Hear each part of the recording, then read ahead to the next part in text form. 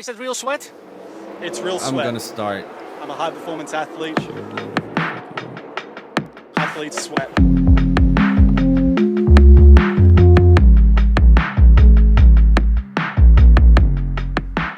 Athletes sweat. Sweat, sweat. Patsa, I accuse you of cheating. My girlfriend does the entire time too. With you. She thinks I'm cheating with you. I mean, who would not? Look at how sexy you look right now. With that three-piece suit. I mean, wow. Oh, wow. Yeah. Thank you so much. I just got home from work and I did not manage to change my clothes. I did too. I came back from work, but clearly our two professions are very different. Very true. Very true. Very true. Very true. Nonetheless, you also look good in a suit. Thank you very much. You're welcome. We're very gay should- for each other. We'll make an episode one time, both of us in suits. We'll dress up very nicely and maybe that episode will get a lot of views. Maybe. Or maybe this episode gets a lot of views. Because Maybe it's this one. Yeah, I think this one has potential, maybe. I don't know. But Yeah. different It's- kind of episode. Exactly. It's a theme episode. It's not the usual blah blah about current things happening in sport. Well, kind of. It was inspired by current events. True. Yeah.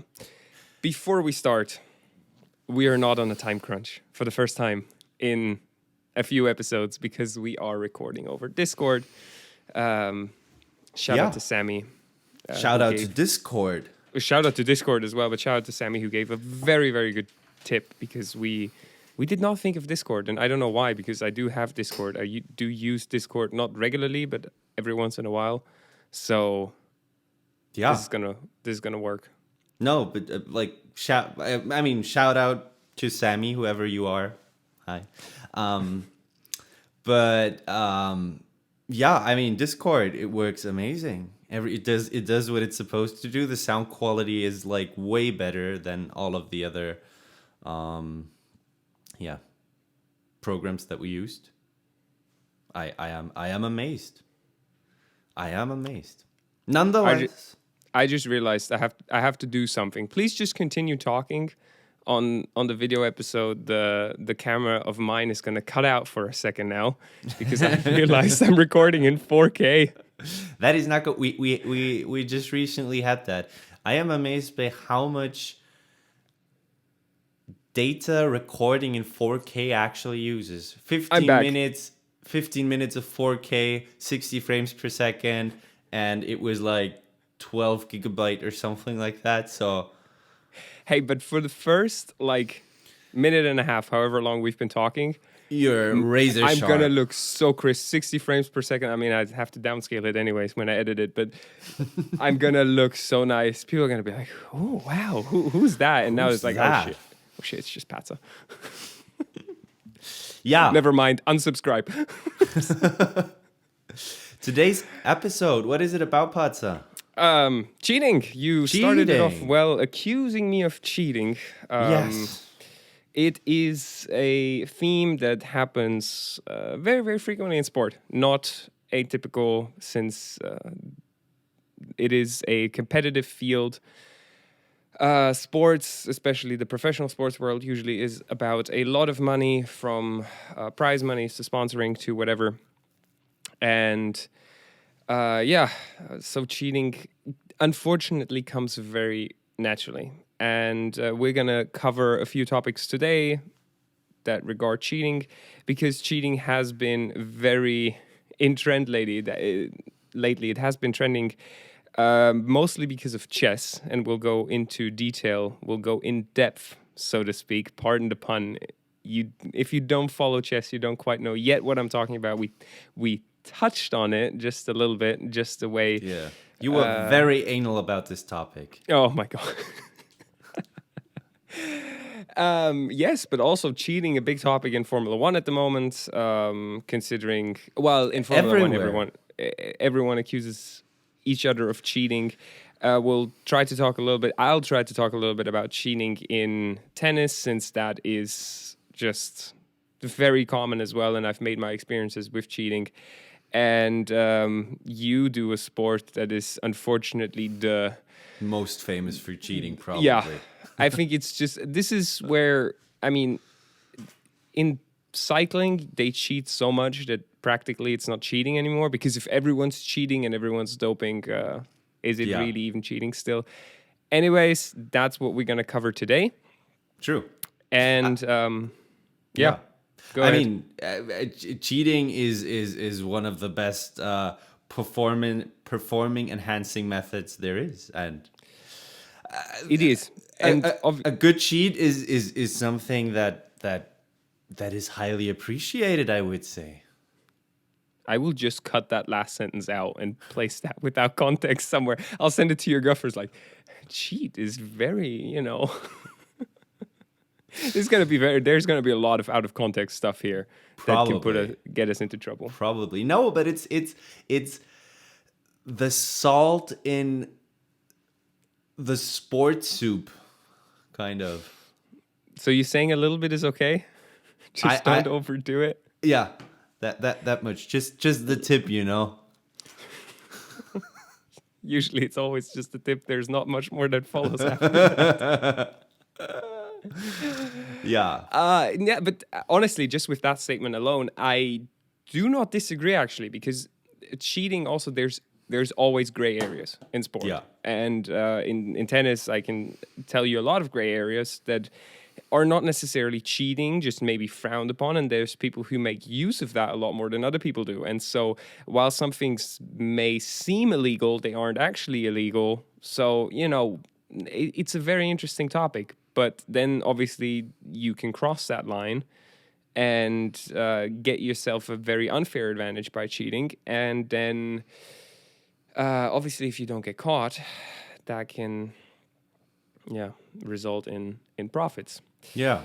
Would you like to enlighten the people on what has been going on in the world of chess? Yes.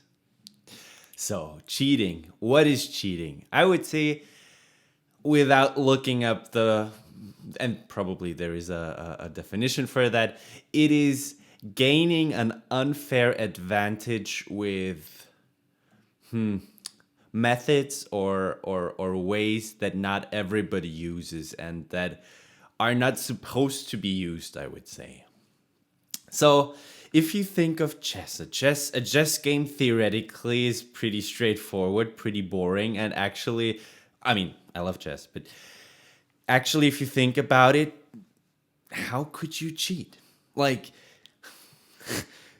you can either have someone sitting in the auditorium screaming moves to you. Well, that is a little bit obvious. Or you could do it in a more subtle way. So, what is a more subtle way? Well, when it comes to cheating, people are pretty adventurous and always find new methods. Let me Please. interrupt you one thing. There is, you might also have to explain that there's two different types of chess. There is Yes. over-the-board chess and there's online chess. True. Online chess, like you can cheat in online chess fairly easily because Exactly. especially if it's not monitored, you can just use a computer that is advanced enough that it can beat anyone, even the best in the world. You can use that. Even in tournaments where there's webcams and everything, they can there's ways around it that are not as difficult, but the cheating is quite straightforward. The difficult part is in over the board chess where you're in person. How on earth would you cheat there? Exactly. How on earth would you cheat there? Well, an American chess player inserted a vibrating, or is accused of inserting, unguilty if or not guilty if proven guilty. But yeah, he inserted a little vibrating thing in his freaking butt. Yes, chess. We're talking about chess, the game you play with your grandpa. just with the little spicy twist of having a butt plug in it. And yeah, I still can't believe that. it's a guy was like not sitting in the room, obviously monitoring the game, using a chess computer outside of the match, and like with vibrating signals like with Morse code, telling the chess player what to do. And it looks like that is exactly what happened. That is exactly what happened in a pro chess game. Can you believe that? It's insane, honestly. But also that if that is true, Yes. that gives a lot of credit to Magnus Carlsen, the guy who was beat in this whole thing. Magnus Carlsen, arguably the best chess player of all time. Definitely. Highest rating a chess player has ever achieved. I think he was the youngest grandmaster as well.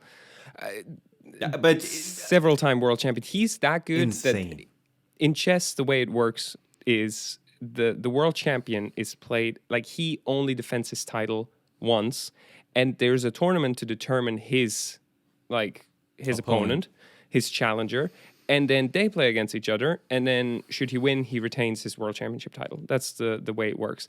He actually chose not to play the last one because he said the level of the challenger tournament was that low that he was like, they're not worth it to play against me.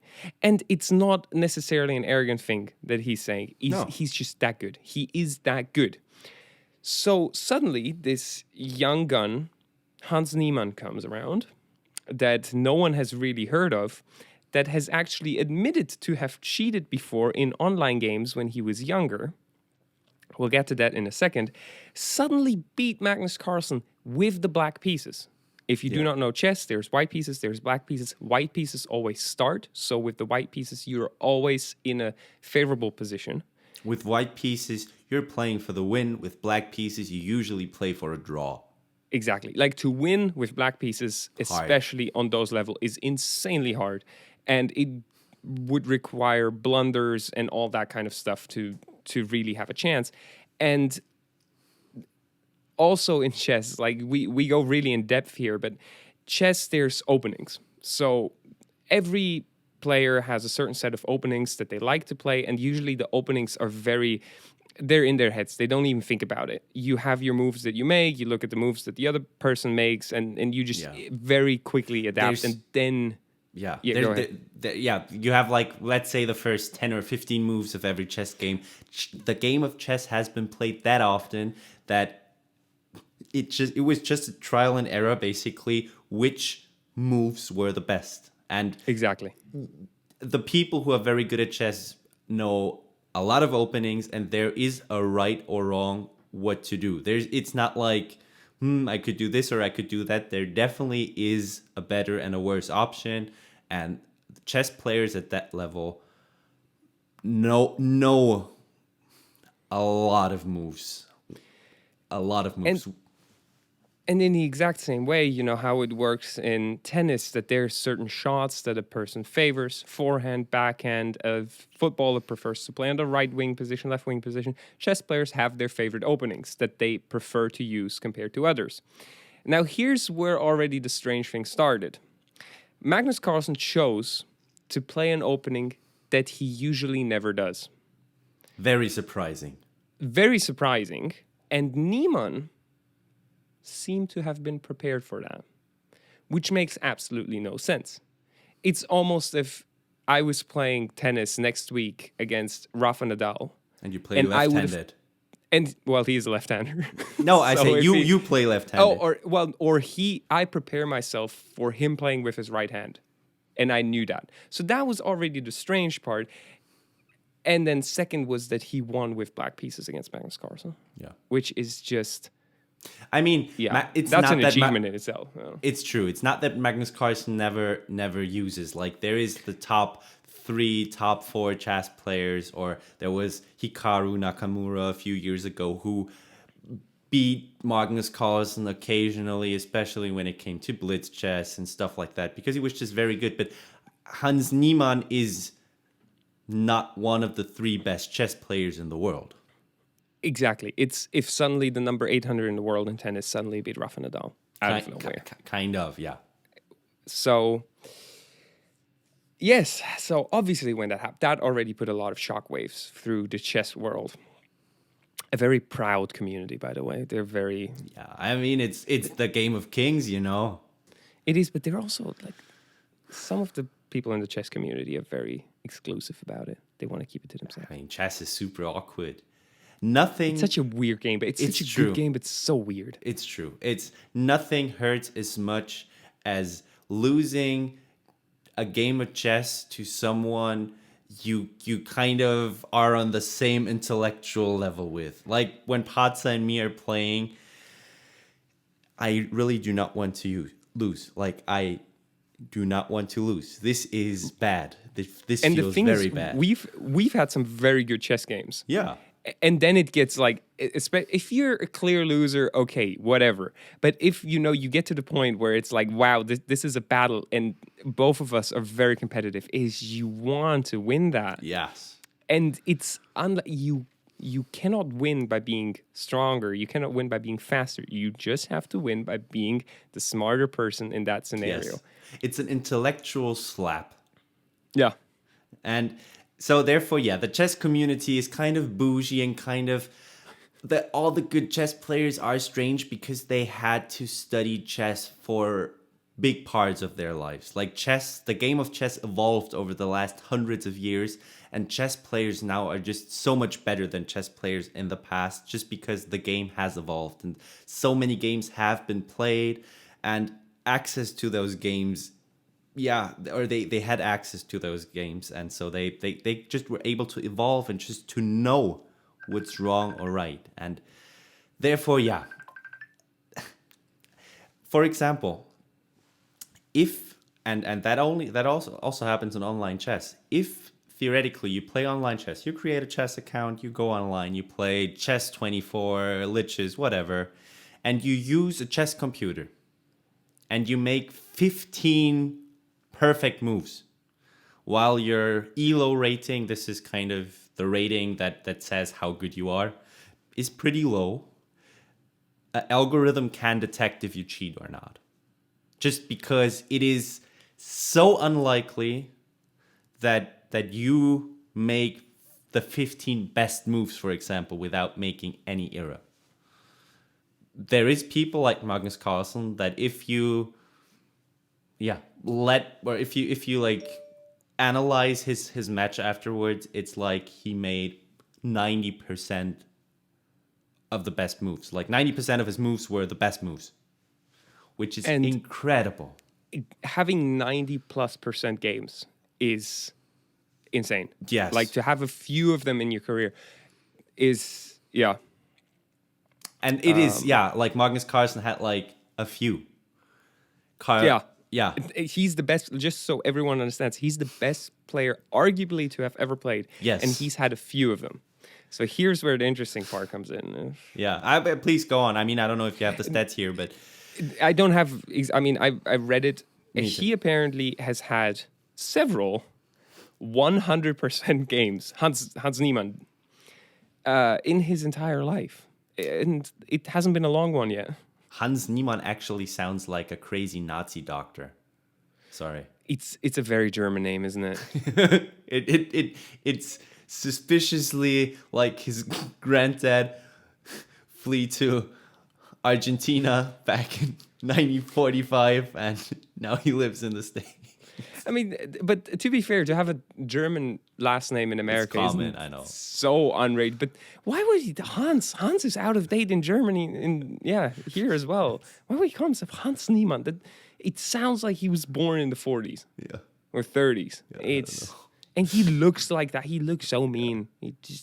Maybe he is a nice guy. I don't know. I haven't met him, but he looks. They portray him in a very mean way. But he's the bad guy in this entire. He is, and I mean, what all comes down to what we just said is that it's pretty clear that he cheated. It is pretty clear. It's not proven at the moment because it's probably very hard to prove afterwards. But it looks like it. But I mean, it is clear from a pure statistical standpoint, and I'm always happy when I get to talk about statistics, since that is I'm not a statistician yet, but hopefully we'll talk again next September if I do get my degree or not. Let's hope. From a pure statistics standpoint, it's nearly impossible that he won this game out of his own, Capabilities. Yeah. Now, the thing is, when that all came out, there was obviously speculations of what happened, because there was an alternative theory that there was a mole inside of Magnus Carlsen's team. Basically, how it works is, of course, these players prepare before the game. They analyze their opponents, what openings they like to play, as we already mentioned. And what they do is they then come up with their own tactics. They're like, okay, if he uses this opening, this is what I'll play. If they use this opening, and again, he was playing with white, so he had the better position, the opening position, the offensive position. And the theory was that maybe there was someone inside of Magnus Carlsen's team that took the entire preparation and gave it to Hans Niemann and his team, and essentially allowed him to read his playbook. That is still cheating, no question about it. It's just a different form of cheating. The other idea, and you've mentioned it, was the good old anal beads. Now, this sounds like an absolutely crazy idea that Hans Niemann shoved a pair of anal beads up his ass and had it vibrating to tell him the information that he needed to beat Magnus Carlsen. But it is actually not impossible, because devices like that exist. There have been devices built, for example, an ankle bracelet that you could wear that vibrates, that tells you exactly that it was made specifically for chess, that vibrates to give you the signals that you need to have to know which moves to make. Also, for cheating in casino, those devices have been used. So these things exist. Yeah. It's not like this is a completely crazy idea, but wow. The thing is that obviously these players get checked. There's metal detectors and everything having an ankle bracelet suddenly, that's for sure not small. It's not like it's a nice little chain bracelet with fancy little diamonds on it. But it looks more like you have to go to prison tomorrow. Exactly. And to have that on you, that would be visible. So ideally, if you want to do that, you'd have to try to hide it somewhere. And a perfect opening for that, a perfect place where you could put it, is inside of your butt. So, funny enough, Hans Niemann, his butt was checked with a metal detector in one of his last games. So, but yeah, let's see. The theory clearly isn't too far-fetched. No. I think that Magnus Carlsen kind of announced that he's gonna come up with more information about why he thinks he was cheating or what exactly was happening. But yeah, up until that point, we don't know it yet. But that has caused a big thing in the world, especially in the chess world, and that kind of brought the attention of cheating in sports to us, because it's just such a powerful tool to use. And it was a funny story or a funny example to start with, but I think we should continue to... Well, leading into just for one moment to stay on that, what's your opinion on it? How do you feel about this entire thing? Not good. You personally. I'm someone who likes to play dirty.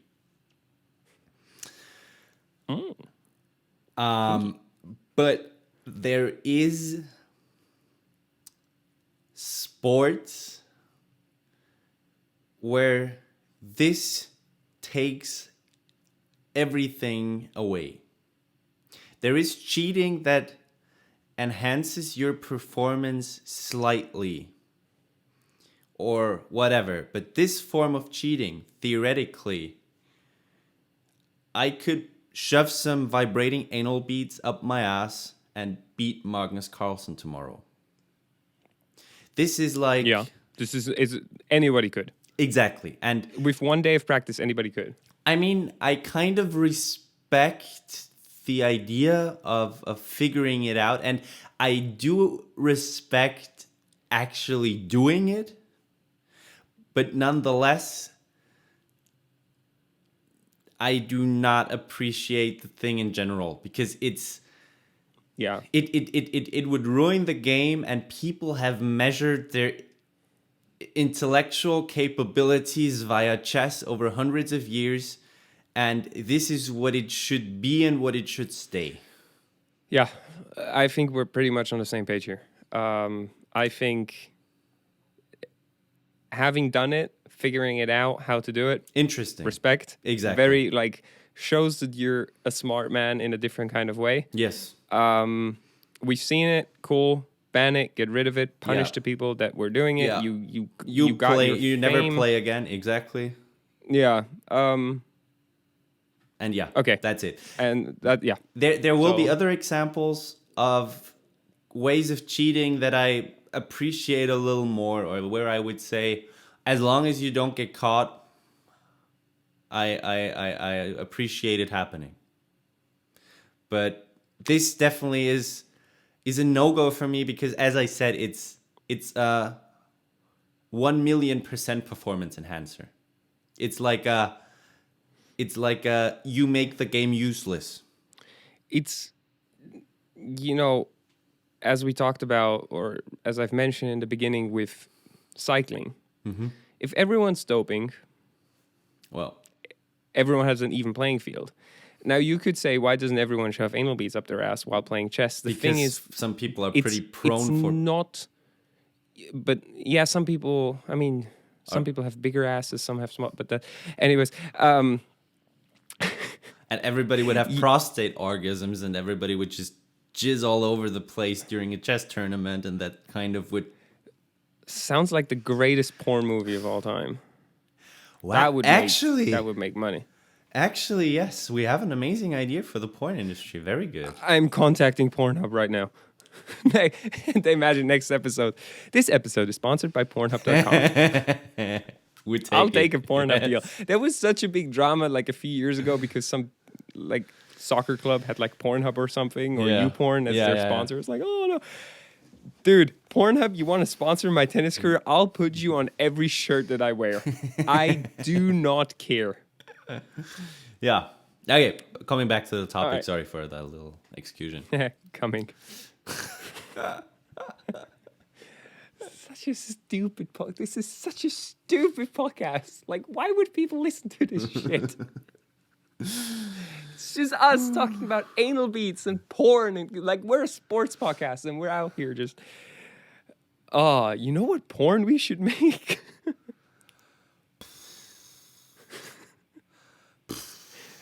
Yeah. All right. Anyways, Formula One. Exactly. Formula One. Done with all the anal stuff, with all the chess stuff. Exactly. Formula One. Cheating in Formula One, also a very, very recent topic. Who is I feel like cheating? everyone. True. Who isn't cheating in Formula? I think the only people that aren't cheating are like Haas and Williams. Just they don't have the money Yeah. to cheat. Okay, but again, who has been caught cheating? Well, wow. Who Aston has been Martin. caught? McLaren. McLaren has been caught cheating in the past, and they were fined big time for it. There was a thing called Crashgate, where Fernando Alonso. It was in Singapore, I believe, in 2007. Yes. Because I think it was the year that Kimi became champion. Fernando Alonso, I think he started pretty far from the bag, might have had a penalty or something. And then he came in to change tires, like he had a pit stop. And then very, very mysteriously, there was a crash. And the crash led to a safety car.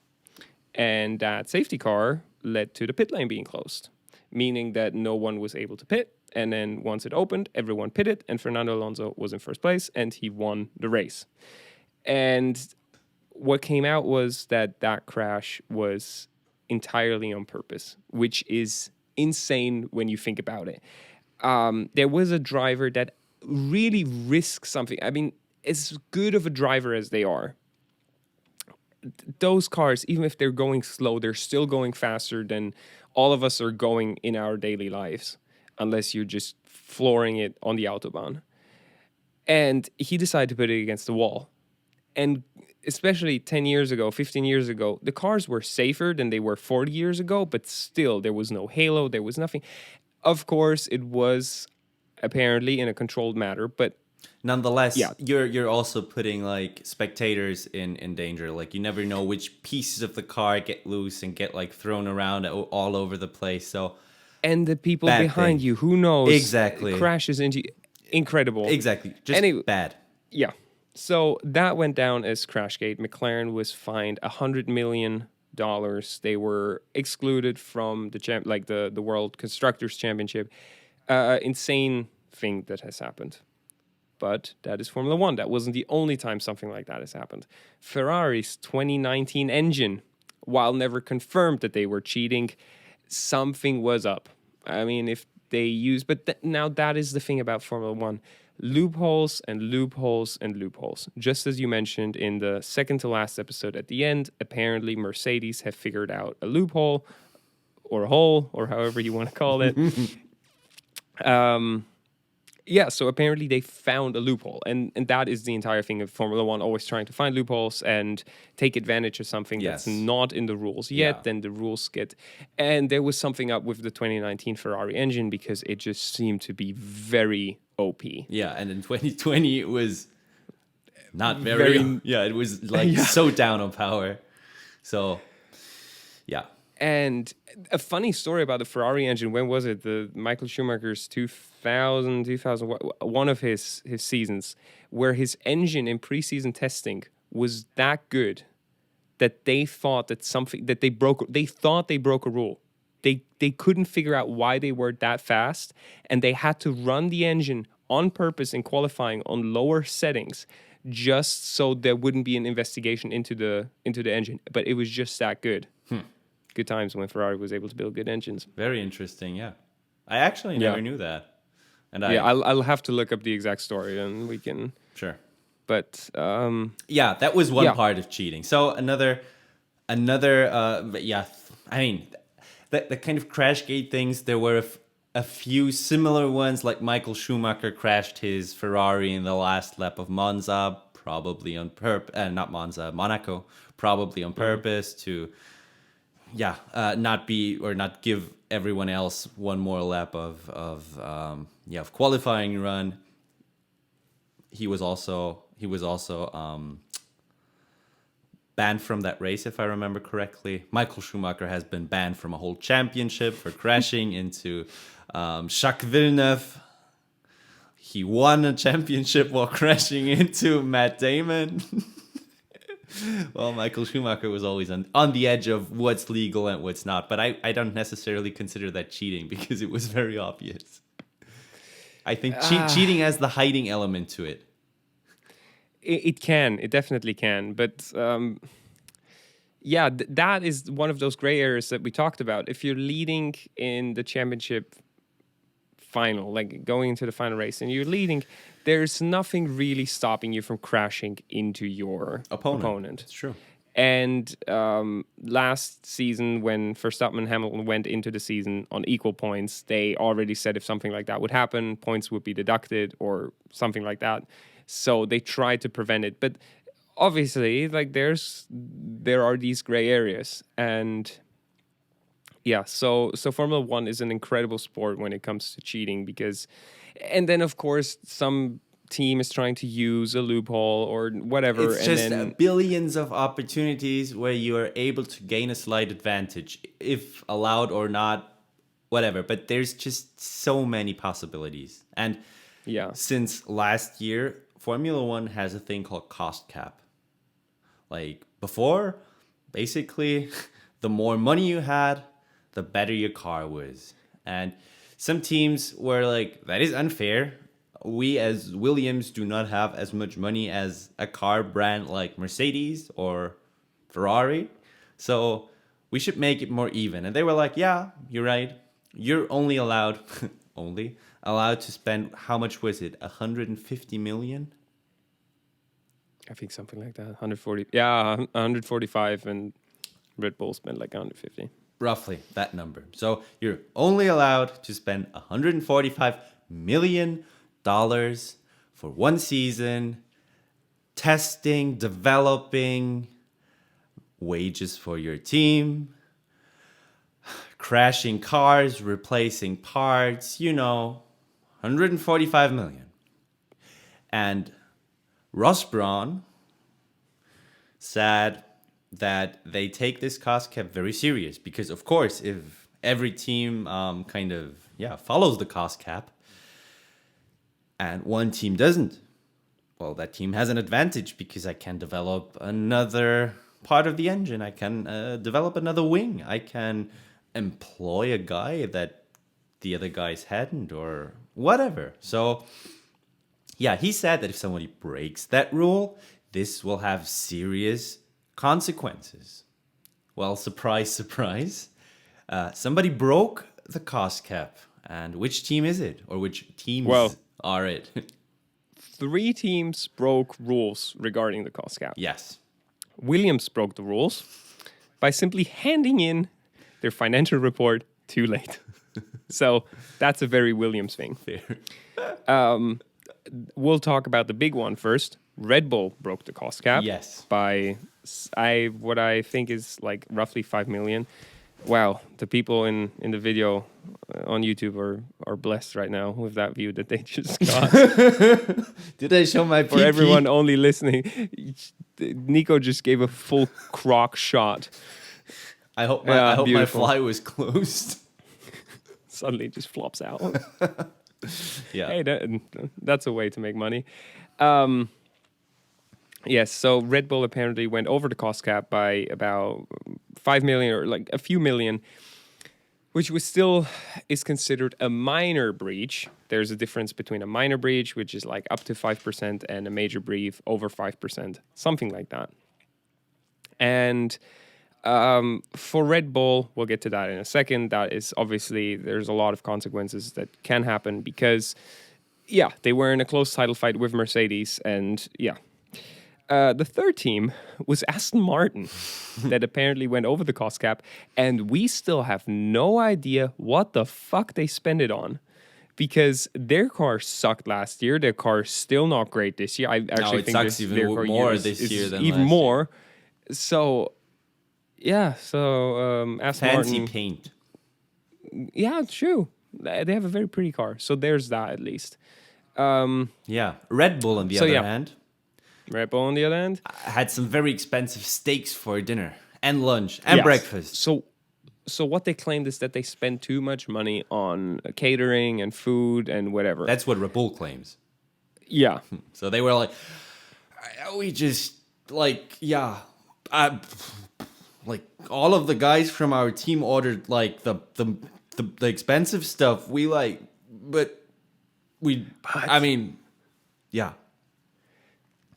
But either way, they went over the cost cap.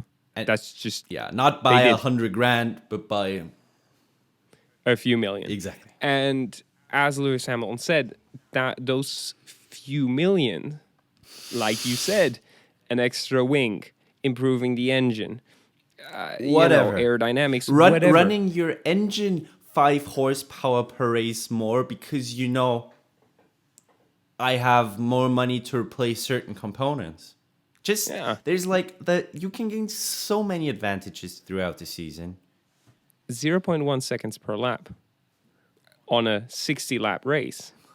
That's 6 seconds. 16 races a season, 20. But even if it's just for a few even if it's just for one race, 6 seconds can make the difference between winning and coming second. Well, it definitely made the difference between world champion Lewis Hamilton and world champion Max Verstappen. Exactly. And there's even more consequences now that because obviously you also develop the next year's car already in a way, especially last year because the regulations changed. And if you're interested in that, if you're not following Formula One, we did an episode on that before the season started about the regulations that changed. So the cars are entirely different this year compared to how they were last year. Yeah. So obviously they already had to, do something about that. So it made a huge difference also for this year. So Red Bull right now is in a whole lot of trouble. And today something came out with Adrian Newey. Maybe you Their know. star designer. I mean, Yeah. Adrian Newey, when it comes to Formula One, and we're taking the drivers away, is one of the gods. Adrian Newey designed by far the most championship winning cars. Like, he worked for Williams when Williams were the greatest of the sports.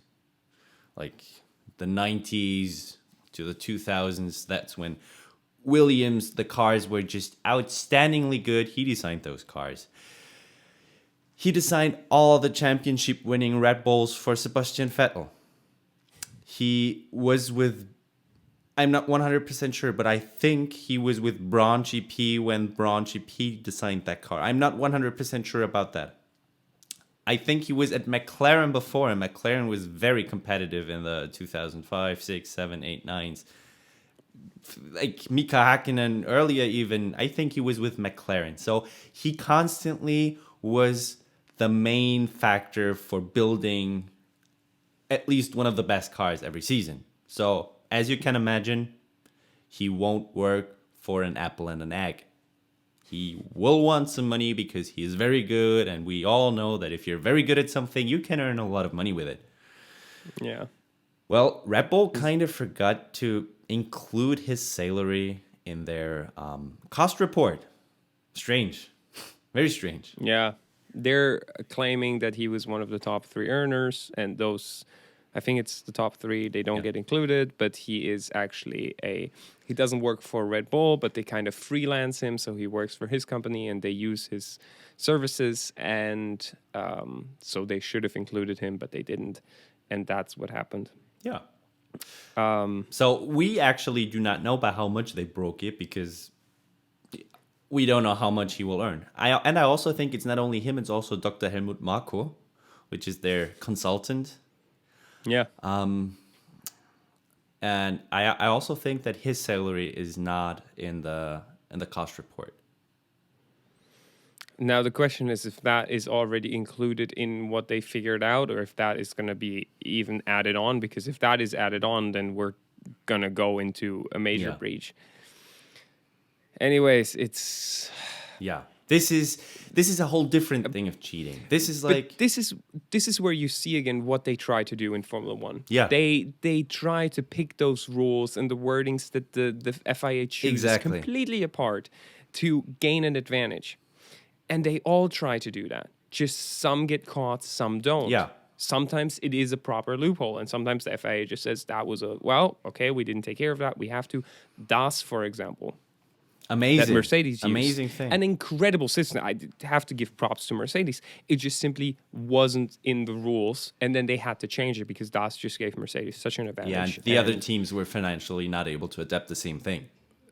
Exactly. And so those kind of things are actually quite fun. Double diffuser. But Braun GP won a championship due to them understanding the regularities a little bit different, and it was okay.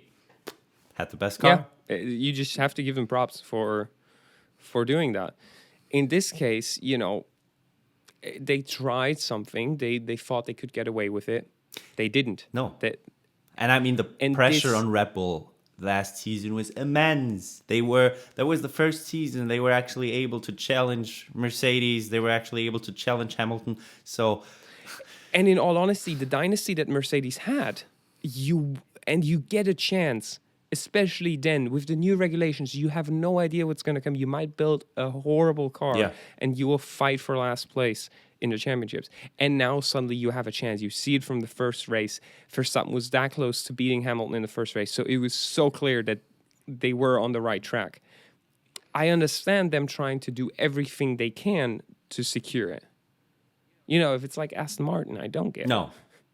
But I understand the motivations behind. Do you think they did it on purpose or it happened to them? No, I think it fully on purpose. Okay. Or they realized them going overboard might have been not on purpose, because I mean there are certain factors for sure that you cannot calculate in. I mean, Verstappen getting punted into the wall at 51G and his entire car being. I'm sure Pussy. these kind of calculations are somewhat in there, that if you crash 1 or 2 cars per season, they calculate with that. But I'm sure that maybe towards the end of the season, they're like, okay, if we want to challenge Mercedes now for if you want to secure this championship, we're gonna get into financial troubles. And then they try to figure out how to get around it, and then they pick the rules. And they have so many smart people working for them, trying to understand the law, trying to bend the rules and not break them. And it might have just backfired. Yeah. The only thing now is, how are they going to handle it? Because if the FIA is like, oh, it was a minor breach, oh, it's okay, whatever, you'll get a slap on the wrist and you pay another $1 million as a fine. Oh, that's going to cause so much chaos. Yeah. Because then what is the point of the cost cap? 100% agree with Toto Wolff here, that he said, if they do only get away with a fine or a minor breach, we will spend exactly 5% more next year, be just under the major, a major breach. And so then what's the point? Then might as well raise the cost cap to 150 million. So And I really, really hope that Mercedes will outspend everyone in the formula, like, easily. So yeah. And Toto Wolff is someone who definitely will go this way if necessary. bend the rules if he has to. Yeah. So Yeah. as much as it would, last season was one for the books. It was honestly one Amazing. of the most entertaining. Yes. It brought so many fans into the sport as well. To have it go down like that would be a shame. But for me, as a fan of the entire product, this has nothing to do with being a Ferrari fan, being a Red Bull fan, being a Mercedes fan. This is for the integrity of the sport. And I think it's very important for the FIA. Right now we're talking about rumors and just some things that are in the air. If Red Bull clearly went over the cost cap, there needs to be some sort of punishment. And in my opinion, it would be such a strong statement to take them away a certain percentage of the points. Yeah. Which probably is not going to cost him the championship this year. No. But I think they will try to figure out a way to take one of his 2 titles away. Yeah. And I would think that it would be last year's, which would make Hamilton an 8-time champion, which obviously would be insane. I would now love it. On the subjective part, I would love for them to take this year's title away, because that would mean that Leclerc could become a world champion. But even that is not. Yeah. And I mean, first thing, they have to take a lot of points from Verstappen. And the other thing is, Hamilton deserved the championship last year. Ferrari and Leclerc do not deserve a championship this year. But that is a complete other point that is subjective. But it depends again, because how is it fair to compete against a car that is clearly overpowered? You know what I mean? Yeah, but it seems more like the RedBull spent some money this year on like paying Ferrari employees to do stupid stuff throughout the season. That is probably how they breached the cost cap this year. If we just speak on a pure objective basis, Mercedes has been by far the better team than Ferrari. Yeah. They just started off by building a pretty shitty car, outperformed it. I mean, Hamilton and Russell really did everything in their power to also help improve that car. I cannot argue against that. But still, nonetheless, if we're talking legal cars, the Ferrari legal car was the better one if the Red Bull is. But we'll have to see how that plays out. And I do agree with you. If the FIA does not put or put out a massive penalty for Red Bull, they will cause so much trouble that I honestly can't imagine Mercedes would like threat to retire from Formula One, stuff like that. That would be a logical consequence for me. It's going to be incredibly interesting, and I encourage everyone to keep up with that, because we will also see if there is major news, then we will for sure talk about it in the podcast. Patsa, we're 50 minutes into this episode. Yeah. What are we doing? I was thinking we just round it up a little bit with a little bit of our personal thoughts on cheating. Yeah, like makes I said. sense. Would you like? What do you have to say about cheating in cycling? Since you've been in cycling now, you got your bike right as Corona started, as I think a lot of other people did. Yes. I mean, the biking sport was booming right during Corona. Fair play, and I'm very happy about that. I'm someone that always encourages people to do sport and get out there and live a relatively healthy lifestyle. So that was a good thing. But obviously, you got very interested in the sport in general. True. And it's a sport that doesn't have quite the clean sheet to it. No. Well, the professional side of cycling has absolutely nothing to do with being healthy. That is like the last thing that is like interesting or important when it comes to that. Like cycling in general, professional cyclists do incredible things. They are putting themselves in so much pain for such a long time. They're bringing themselves to the edge of what they're capable of, week over week over week. That is what's special about cycling. Like this, the sport of cycling probably is the most painful one for a longer period of time. Like, I mean, it's very painful if you get hit by a boxer. It's very bad for your brain too. But how long does a fight last? I don't know. If you, on the other hand, decide to participate in the Tour de France or Giro d'Italia or La Vuelta, who are like the big three tours, you are gonna be in severe pain for 3 weeks. Constantly. And you're pushing your body to the point where you think, I'm gonna pass out. I'm gonna have a cardiac arrest. I want to puke. I am puking. I just shit myself. Whatever. It's like, yeah, you're pushing your body to its absolute limits. And this is where cheating in a certain way comes in very handy. So for that story, we have to go back like probably a very long time, but let's say the 90s. The 90s were an interesting time for that, because that's when the medicine was far enough to actually like figure out how to cheat, and the regulations were not there to prevent cheating.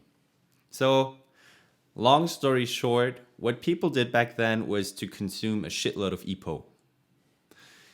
EPO is medicine that people use after they had like cancer or got transplants or something like that, to enhance the amount of red blood cells that you have in your body. And the amount of red blood cells is very important when it comes to transporting oxygen. And as we all know, oxygen is very important to be an effective athlete and to be good at what you're doing. On the other hand, on the downside though, red blood cells are actually like not liquid. They are hard things. They're like little plates in your blood. And squishy. Yeah, if you have too many of them, your blood starts to have the consistency of honey. And since people do not really care about their health when it comes to winning, and especially the teams did not care, they did not consume a little bit of EPO, they consumed a shitload of EPO. So there's actually stories of people from that time where they like had crashes or whatever, and their blood wasn't dripping anymore. It was like honey. The cyclists had to get up in the middle of the night, running up and down the stairs to keep their blood pumping through their body, because if they would have slept through the whole night, they would have died. There's like guys like Marco Pantani, one of the greatest cyclists in the world, died very young. chances that it has something to do with him consuming a ton of medicine, very high.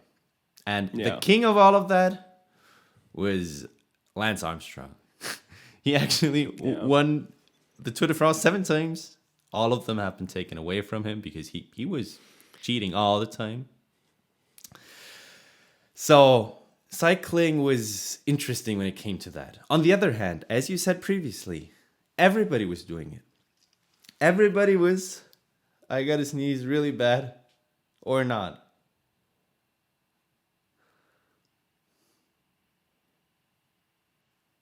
No. Okay. So everybody was doing it. So you could actually not consider it cheating anymore. You were forced to do it. If you would not, if you were not willing to do it, you were out of the sports. Like you were at the It was impossible for you to compete with the other ones. Impossible. No, I get it. So at that point, it's not cheating anymore. It's just super it's just harmful. purely unhealthy. Exactly. It's just super harmful for the sport for everybody who's participating. So that's. I mean. Yeah, it's obviously the integrity of sport, and sport, it's meant to be a clean sport and everything. But I once saw a super interesting idea. Why don't we do an Olympics where doping is fully legal? Yeah. We will run sub-8 100-meter sprints. This guy just doing a line of cocaine in the starting block before the 100-meter sprint and just taking off. They'd probably die of a heart attack by the time he got to the other side. But it would be interesting to see, because doping, while harmful to your body, it's also incredible to see what it's able to make humans do. What we're able to do with medicine as doping has evolved, and medicine and everything. I saw a stat not too long ago, actually, about cycling. It was the average times for the winning times for the Tour de France over the years. And obviously, as with every sport, as technology advanced, the bikes got better, we have become better athletes because we start understanding our bodies. Also with nutrition, there's also a thing called legal doping. Nutrition, if you take care of your body in a healthy, natural way, that is making yourself better than other people who don't. Exactly. But also, there's also a lot of medication out there that isn't yet even known to WADA, the organization that oversees doping in sports. And so, you take those and technically you are doping, but you aren't because it's not illegal. That's a loophole again. But as that has happened, times have gone down and down and down, as they naturally have. The 100-meter sprinter from 100 years ago is a lot slower than, someone is from nowadays. Shoes, everything has gotten better. And then they also showed how many of those times were taken away because of doping. And it was just everything until like 20 years ago is completely known. Every single one of them we know was doping. And then you have like 2 more from the last 20 years that were doping. And the rest is like, I'm not sure about that. I think there's something going on there. Yeah. So no, that's cycling. But that's the thing. So that's kind of what cheating evolves into if you just like let it flow, and all of a sudden everybody has to cheat. Like it's compared to our chess example, like the evolution of it is just like a chess tournament full of men with vibrating anal plugs. Yeah. Is that something we want? Probably not. Maybe yes. But still, it's interesting to see. It's incredibly interesting. A lot of men vibrating around in their chair, trying to... No. I meant the cycling, not the... I'm not... Yeah, okay. We're questioning again. No, of course. Those times when you look at footage from Jan Ullrich, Lance Armstrong, Marco Pantani on stages of the Giro Italia, like riding up hills... Everybody who rode up a steep hill on a bike knows how exhausting that is. And they ride up at 20 kilometers an hour, and gradient that you can barely walk up. It looks like they're on an engine. I know somebody that he said he was like, he saw part of the Tour de France, and he told himself, I'm going to rent a bike and I'm going to drive up the same hill. And then they told him, walk up it first. Yeah. Go walk up and then come back to us. He couldn't Yeah. walk up. He was like, how am I going to bike up there? It's insane. What they do is absolutely insane. Still is like the career end for most cyclists is that they decide they do not want to endure the pain anymore. That is the main motivation for people to stop. And so those times were just crazy and sadly kind of that's what cycling got famous for like cheating. But then again, in the end, it wasn't cheating, it was just unhealthy. It was just an unhealthy competition. It was just unhealthy sports. Tennis.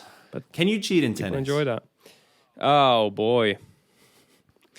Now you know what, Patsa? Actually, it's quite.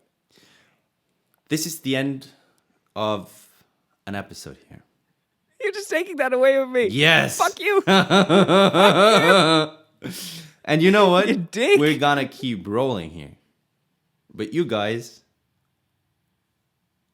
will hear what we're gonna say now. You want to make it a 2-part episode? I want to make it a 2-part episode. Everything else is just crazy because now we have to rush, you know? We're gonna make it Fair. a 2-part episode. Bye-bye, guys. And we'll talk about everything. Then we'll talk about more than just tennis. We'll do a 2-part episode and we'll talk about tennis and a Exactly, little bit because more. I feel like we're being rushed here. And Most likely, we'll also talk about porn again, and we'll talk about anal plugs again. Probably not even in the context of also, chess. if you figure out which one of us wears an anal plug the next time, We'll give something Yes. away. We will give something Yes. away. There we go. That's our first giveaway. exactly. So that's a good part or a good point to wrap it up. See you guys. Have an amazing time. And the next time I'm not wearing a suit because I'm getting hot. Bye-bye. Bye, guys.